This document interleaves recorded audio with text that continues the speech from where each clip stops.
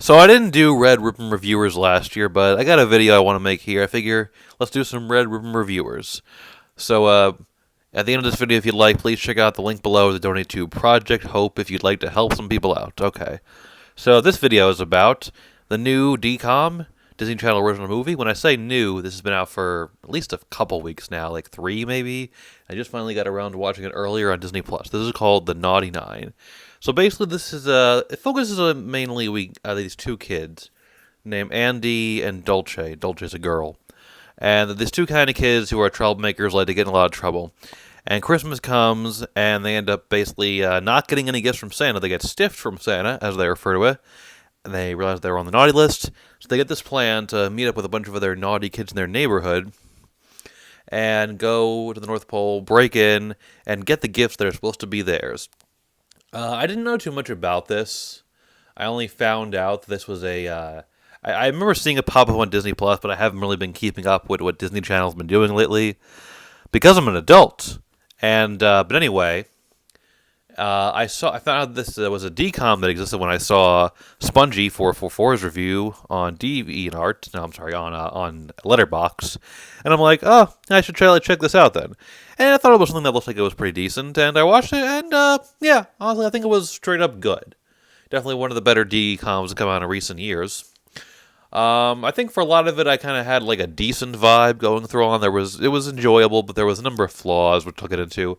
But the ending put it over the top for me. The ending plot point. There's like a little cliffhanger there, kind of a sequel tease thing that they throw at the end, which was, whatever. I always find it a little cringy, but this one was, not terrible as far as they go. Anyway, so yeah. The kids end up getting together with this group of kids, and I think the story is overall enjoyable. These kids are not particularly likable. They're kind of kids who are troublemakers, but not horrible people or anything. And you enjoy the journey watching them, and you kind of root for them to succeed, even though you know that what they're doing isn't really the best. But it's a fun journey, and by the end, I don't think it's too much of a spoiler to say that this ends up basically becoming a story of redemption, particularly for the main kid, Andy. And it's very touching, kind of the sort of, I don't want to spoil it, but basically he ended up making some of these like certain sacrifices to kind of help become a better person. And it's very nice to watch. I think this is the kind of movie where, you can call it a comedy, but it's more kind of like an action, a heist kind of thing. And you kind of watch it for the stories and the characters who you enjoy. And I think it's just kind of a good, nice time all around. I think it's the kind of movie that can kind of help you get into the Christmas spirit and have a fun time with it. If you got kids, I think they might enjoy it. As far as things I don't like, the movie definitely is one that tries to be kind of have a fair amount of diversity, which is all good. Although some of it kind of gets a little bit into stereotypes, which is not the greatest. You have like one of the main characters is a kid who, well, I would say that he's queer coded or gay coded, but like one of the first things he does when you first introduce his character is he calls another guy, was it handsome or sexy or something, hot, I think was the word he used. So it's like not really coding at that point. It's just, this kid is gay. That's the only overt reference to it. But he's also someone who's like all into like fashion and clothing design, a little like flamboyant. It's like, you're getting a little stereotypical there.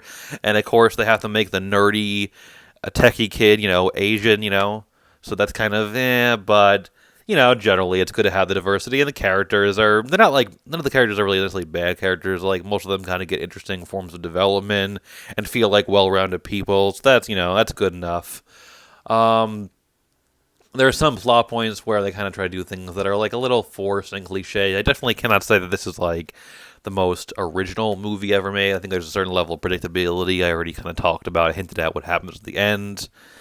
But I don't think there's enough things here where it's like you kind of have a general idea of what's going to happen, but not to the point where it's like beat by beat, this is going to happen, where you can have a couple surprises and, things can kind of sneak up on you and you kind of get wrapped up in the plot and invested that. You're not really sitting there like being like, oh, I totally know where this is going to go. Like I said, not the most original thing in the world. I'm sure there's other things you compare it to, but it's enough that it's like, yeah, I can get wrapped up into it. I don't know. People seem to not like it. I saw like a Letterboxd. People aren't crazy about it, although Letterboxd doesn't really seem to like hardly any Disney Channel original movies. Like vast majority of them get low ratings.